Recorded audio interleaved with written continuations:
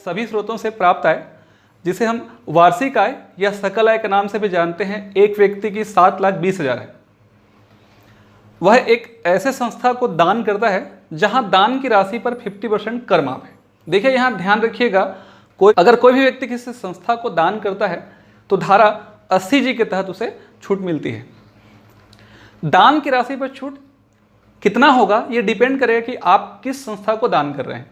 जैसे आपने chief minister या प्रधानमंत्री राहत कोष जैसे संस्थाओं पर दान किया तो 100% कर माफ होगा। इस व्यक्ति के द्वारा दान की राशि पर 50% कर माफ हो रहा है, इसीलिए इसने जितना दान किया था 15,000 के दान पर 50%, कहने का मतलब है 7500 रुपया पर छूट मिलेगा और 7500 रुपया टैक्स में भाग लेगा। उसकी शेष आय को हमको निकालने के लिए कुल सकल आय में दान की राशि पर छूट को माइनस करना पड़ेगा। जितना पैसा बचेगा उस पैसे पर हमको टैक्स भरना पड़ेगा। दान की राशि के अलावा अगर कोई एक व्यक्ति विभिन्न मदों में निवेश करता है अर्थात बचत करता है तो एक साल के दौरान कुल किए गए बचत पर उसे टैक्स में रिबेट मिलता है धारा 80C के तहत।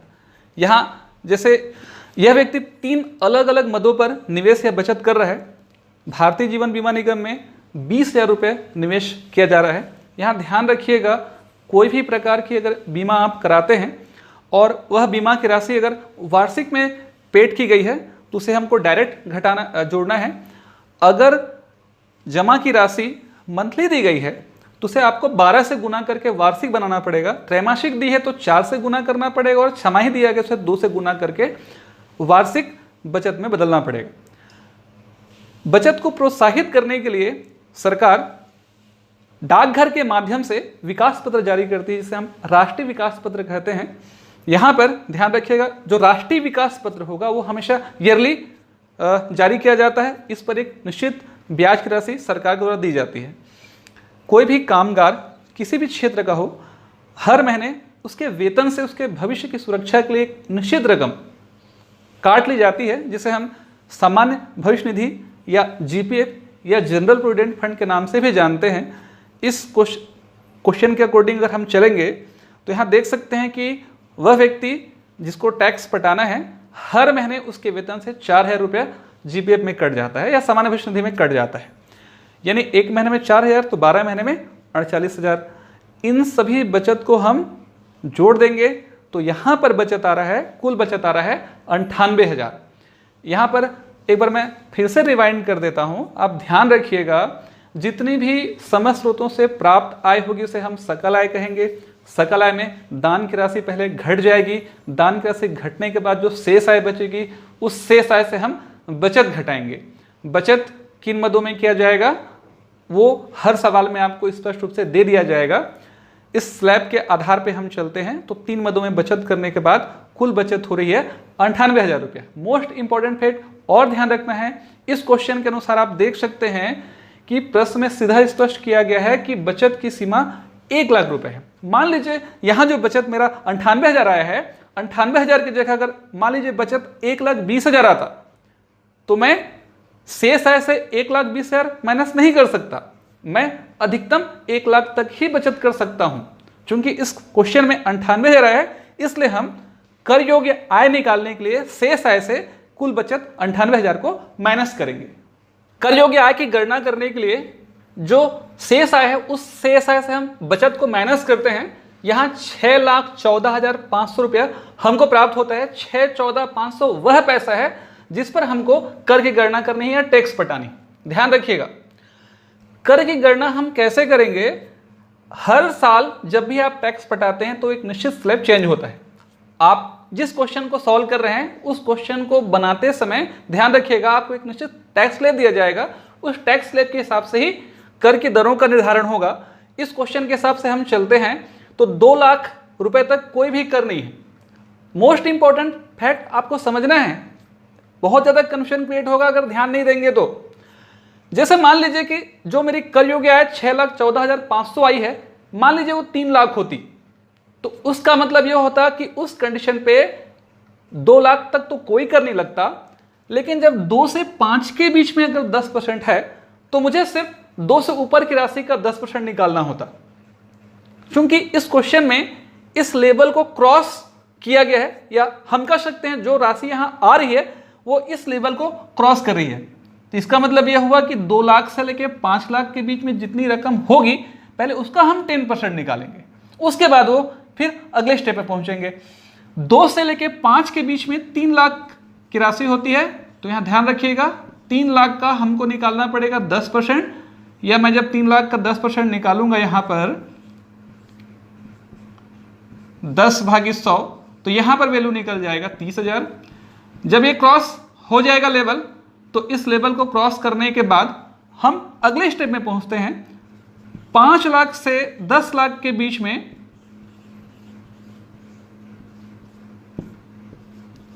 हमको पढ़ाना है 20%, यानी हमें 5 लाख से 10 लाख के बीच में हमको निकालना है 20%। चूंकि हम 5 लाख तक टैक्स निकाल चुके हैं, तो 5 से जितना ज्यादा ऊपर होगा उसी पैसे पर हमको टैक्स निकालना पड़ेगा। यानी 5 लाख से 6,14,500 रुपया जितना ज्यादा है, आप ध्यान दीजिए, बहुत इंपॉर्टेंट है, यही कंफ्यूजन क्रिएट होगा नहीं तो। 5 से 10 के बीच की राशि का 20%, यानी चूंकि 5 तक हम टैक्स पढ़ा चुके हैं, तो 5 से जितना ऊपर है, कितना ऊपर है आप घटा दीजिए 6,14,500 से, यानी 6,14,500 में अगर मैं 5 लाख घटा देता हूं उसका 20%, यानी कहने का मतलब है 1,14,500 का अगर 20% मैं निकालता हूं, 2 जीरो यहां से कैंसिल हो जाएगा, 2 पंचे 10, 2 चौक 8 और 1 9, 2 एकम 2, 2 एकम 2, 22,900 रुपया मुझे और टैक्स देना पड़ेगा। इसलिए कुल कर हमारा हो जाएगा, यहां ध्यान रखिएगा, 30,000 में 22,000 अगर मैं 900 जोड़ देता हूं तो पैसा बनेगा यहां 52,900 रुपया। यहां मोस्ट इंपॉर्टेंट चीज ये भी है कि आपको शिक्षा उपकर भी देना है, एजुकेशन टैक्स भी आपको देना पड़ेगा। तो शिक्षा उपकर की दर है 3%, इसीलिए 52,900 का जब मैं 3% निकालूंगा तो 2 जीरो यहां से कटेगा, 3 9 27 का 7 हाथ में है 2, 3 दूनी 6 और 2 8 और 3 पंचे 15, यानी कुल शुद्ध देकर हमारा हो जाएगा 52,900 में 1587 अगर मैं जोड़ता हूं, यहां 7 यहां 8, 9 5 14 का 4 हाथ में 1, यहां 54,480 रुपये। यही हमारा फाइनल आंसर होगा। बहुत इंपॉर्टेंट चीज समझना है आपको, CGPSC मैथ्स का वाणिज्यिक गणित का ये इनकम टैक्स हम पढ़ रहे हैं, और इंपॉर्टेंट इसलिए भी है कि यहां से 2018 के बदले हुए पैटर्न से अगर यहां से कोई क्वेश्चन पूछता है तो 8 नंबर से लेकर 10 नंबर के क्वेश्चन के आने के चांसेस बहुत ज़्यादा हैं। दूसरा सबसे महत्वपूर्ण चीज़ कि अगर आपने एक भी कैलकुलेशन मिस्टेक किया तो आपके मार्क्स जा सकते हैं। सबसे इंपॉर्टेंट फैक्ट ये भी जानना जरूरी है कि जो शब्दों का प्रयोग हम यहाँ कर रहे हैं, कर की गणना, कर योग्य आय, सकल आय, शिक्षा उपकर, शुद्ध देकर, इन्हीं शब्दों का प्रयोग करेंगे तभी आपको मार्क्स पूरे में पूरे मिलेंगे। एक व्यक्ति की समस्त स्रोतों से प्राप्त आय मासिक आय 40,000 है। अगर मासिक आय दिया है उसे हम 12 से गुना करके वार्षिक आय में सबसे पहले बदलेंगे, यानी उसकी यहाँ पर वार्षिक आय हो गई 4,80,000 रुपये। विभिन्न मदों में वह बचत के रूप में कुछ पैसा निवेश करता है। जीपीएफ यानी सामान्य भविष्य निधि में वार्षिक जमा करता है 42,000 रुपये। साथ ही साथ LIC में पैसा जमा करता है अर्धवार्षिक रूप में 6,000। अगर अर्धवार्षिक जमा करेगा तो उसका हम डबल करेंगे या दुगुना करेंगे और उसे वार्षिक में कन्वर्ट करेंगे। LIC में उसका जमा हुआ 12,000, कुल बचत की राशि हो गई, ध्यान रखिएगा, जीपीएफ और LIC को जोड़ने पर बचत हो रही 54,000।